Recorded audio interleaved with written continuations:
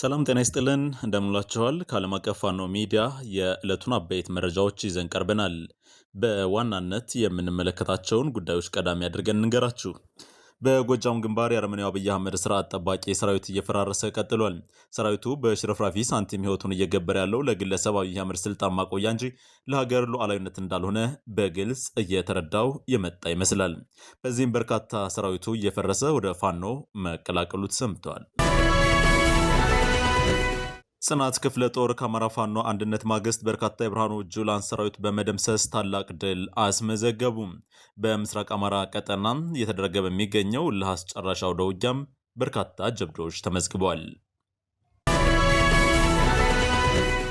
የፋኖን አንድነት በጉጉት ሲጠብቁ የነበሩት የአገዛዙ ወታደሮችም ጭምር ናቸው። በዚህም በርካታ የአገዛዙ ወታደሮች ፋኖን እየተቀላቀሉ ይገኛሉ። ኦፕሬተር ምድብተኛውና ምክትል 10 አለቃ አመራሩ በጎጃም ግንባር ፋኖን ተቀላቅለዋል። የአማራ ፋኖ ብሔራዊ ንቅናቄ ፖሊት ቢሮ የመጀመሪያ ስብሰባውን አደረገ።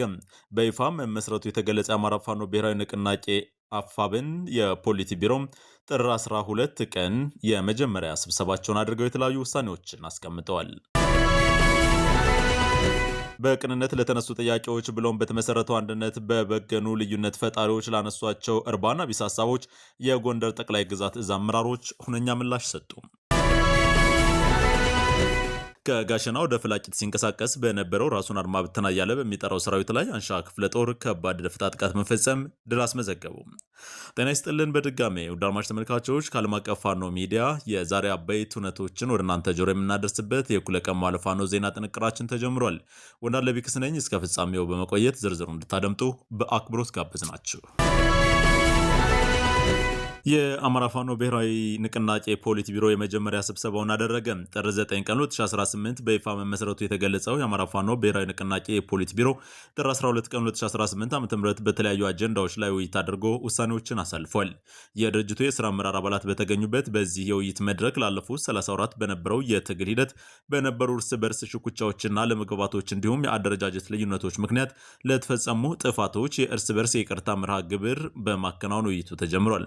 በፍጹም መተማመንና ጓዳዩነት የተጀመረው ውይይት የድርጅቱ ቀሪ የአመራር መዋቅር ስለሚዋቀሩበት ሁኔታ፣ የወለጋ ክፍለ ሀገር ፋኖ እዝ ወይም ቢዛሞ የቀረበውን የአደረጃጀት ጥያቄ፣ የቀጠናና የእዝ ስያሜዎችን በተመለከተ፣ የሰራዊትና የነባር እዞችን ውህደት እንዲሁም የወታደራዊና ፖለቲካዊ ፍኖተ ካርታ ዝግጅትን በተመለከተ ሰፊ ውይይት አድርጎ የስራ መመሪያዎችን ሰጥቷል። የአማራ ፋኖ ብሔራዊ ንቅናቄ የህዝብ ግንኙነት መምሪያ ባደረሰን መረጃ መሰረት በቅንነት ለተነሱ ጥያቄዎች ብሎም በተመሰረተው አንድነት የበገኑ ልዩነት ፈጣሪዎች ላነሷቸው እርባና ቢስ ሀሳቦች የጎንደር ጠቅላይ ግዛት እዝ አመራሮች ሁነኛ ምላሽ ሰጡ።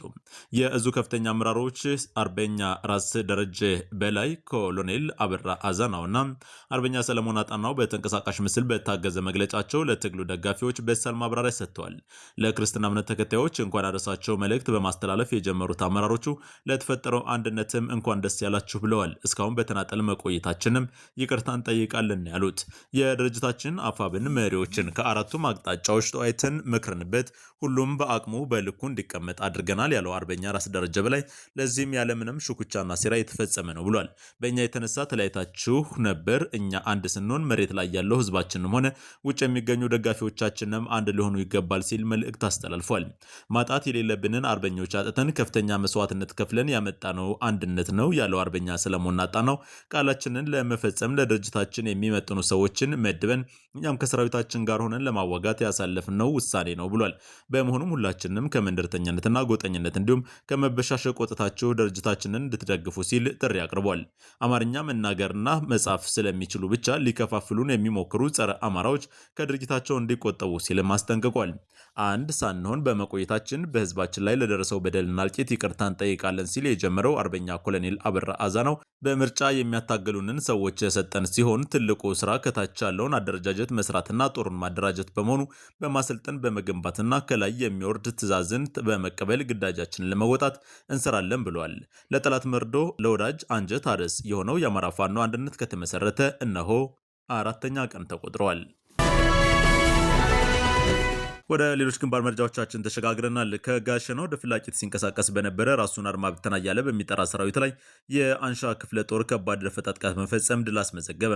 አፋብን ምስራቅ አማራ ቀጠና ምኒልክ ዕዝ የደጋው መብረቅ ኮር በአንሻ ክፍለ ጦር ቃኝ ሻለቃዎች በጠላት ሰራዊት ላይ በተጠና የደፈጣ ኦፕሬሽን በርካቶች ሙትና ቁስለኛ ተደርገዋል። የአማራን ህዝብ ክዶ በሆዱ እየተገዛ ባለው ራሱን አድማ ብተና እያለ በሚጠራው ያረጋ ከበደ ሰራዊት ላይ ጥር 13 2018 በመቄት ወረዳ ወቄታ ላይ በተወሰደ እርምጃ 9ኙ ሲደመሰሱ 7ቱ ከባድ ቁስለኛ ተደርገዋል።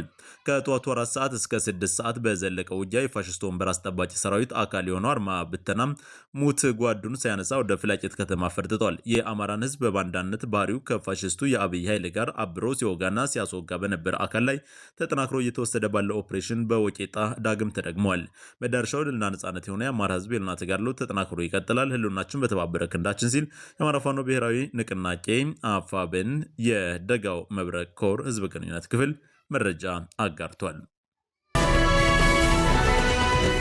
የፋኖን አንድነት በጉጉት ሲጠብቁ የነበሩ የአገዛዙ ወታደሮችም ጭምር ናቸው። ፋኖ አንድ ወጥ ድርጅት መስርቶ አንድነቱን ባወጀ ማግስት የአገዛዙ ጦር በገፍ እየተናደ ፋኖን እየተቀላቀለ መሆኑ ታውቋል።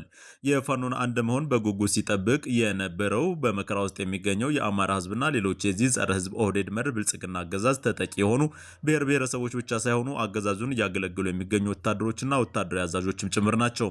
የአገዛዙ ወታደሮች በጉጉትና በተስፋ ሲጠብቁት የነበረው የፋኖ አንድነት የብስራት ዜና መሰማቱን ተከትሎ ጨርቄን ማቄን ሳይሉ ከስምሪት ቀጠናቸው በመጥፋት በገፍ ፋኖን እየተቀላቀሉ ነው። ኦፕሬተር ምድብተኛውና ምክትል 10 አለቃ አመራሩ በጎጃም ግንባር ፋኖን ተቀላቅለዋል። በስሙ ማስከዳት ጥር 13 2018 ስንጠብቅ የነበረው አንድ ድርጅትና መሪ በመመረጡ በርካቶችን በቀጣይነት እንደሚቀላቀሉ ሀሳባቸውን ገልጸዋል። በዚህም ምክትል 10 አለቃ አብዶ ማርቆስ ከ25ኛ ክፍለ ጦር ክላሽን በመያዝ ራቡ ማነጋ 25ኛ ክፍለ ጦር ከቢቡኝ ወይን ውሃ 54ኛ ክፍለ ጦርን የተቀላቀለ ሲሆን አብዲ አህመድ የተባለ 85ኛ 02 ሬጅመንት አራተኛ ወንዴ ሀብቴ ከ75ኛ 02 ሬጅመንት ወደ 74ኛ ክፍለ ጦር ፋኖን ተቀላቅለዋል። የአገዛዙን ቁጥረኛ አባላት በአካባቢው ማህበረሰብ ላይ የሚፈጽመውን ዝርፊያና እንግልት በመቃወምም ፋኖን እየተቀላቀሉ ይገኛሉ ሲል የአፋብን ቴዎድሮስ ዕዝ 201ኛ ኮር የህዝብ ግንኙነት ክፍል መረጃ አጋርቷል። የጽናት ክፍለ ጦር ከአማራ ፋኖ አንድነት ማግስት በርካታ የብርሃኑ ጁላን ሰራዊት በመደምሰስ ታላቅ ድል ተጎናጸፉ።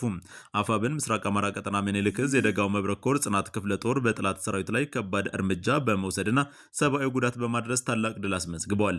ጥር 12 2018 በደላንታ ወረዳ እንጥጉና ቀበሌ ላይ ከቀኑ 7 ሰዓት እስከ ምሽት 1 ሰዓት ተኩል በዘለቀ አውደ ውጊያ በብርሃኑ ጁላ የሚመራው የብልጽግና መከላከያ ሰራዊት ከ29 በላይ የተደመሰሰ ሲሆን ከ47 በላይ ቁስለኛ ተደርጓል።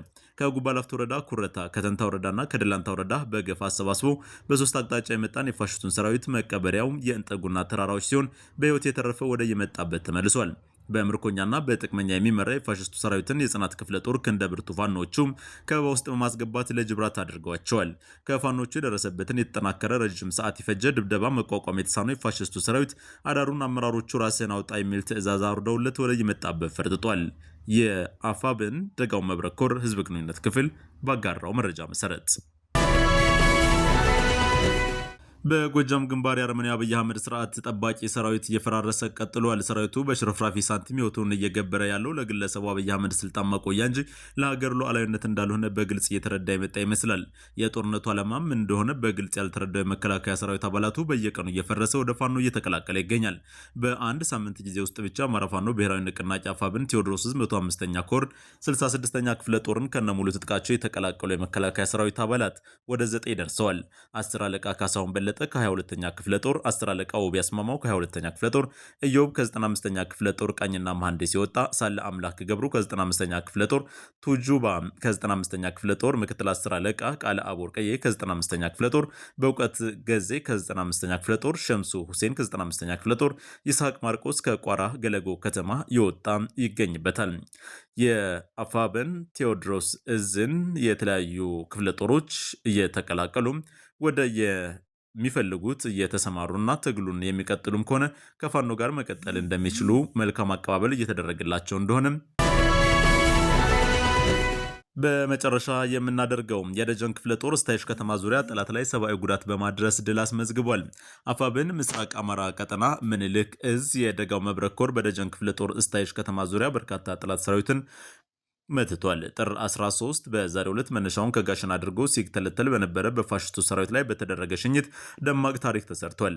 ደጀን ክፍለ ጦር ጽናት ሻለቃ አዲስጌ በተባለች ቦታ ላይ የብርሃኑ ጁላ ሰራዊትን ዙር ጥምጥም ቅጥቀጣ ውስጥ በማስገባት የአማራን ሕዝብ ሊጨፈጭፍ የመጣውን የጁላን ሰራዊት በ11 እርምጃ የተወሰደባቸው ሲሆን በ13ቱ ላይ ከባድ ቁስለኛ ተደርገዋል።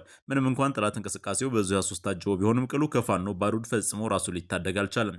ስለሆነም በደጋው መብረቅ ኮርሃዶች በተለያየ ቦታ ላይ በደረሰበት መራር በትር የተነሳ በማንኛውም ቦታ በንጹሃኖች ላይ አማራ ናችሁ ብያለሁ፣ አማራ ናችሁ በማለት ወጣቱን እየገደልና እየደበደበ ውርድንብር ፍርጠጣውን ተያይዞታል ብሏል። የደጋው መብረቅ ኮር ህዝብ ግንኙነት ክፍል በላከው መረጃ መሰረት ውድ ዓለም አቀፍ ፋኖ ሚዲያ ቤተሰቦች አድማጭ ተመልካቾቻችን ለዕለቱ ወደ እናንተ ያደረስናቸው አበይት መረጃዎች በዚሁ ተጠናቀዋል። እንዳለ ቢክስ ነበርኩ። በሌላ የመረጃ ሰዓት ዳግም እንገናኛለን። እስከዚያው ድረስ በያላችሁበት በቸር ቆዩን።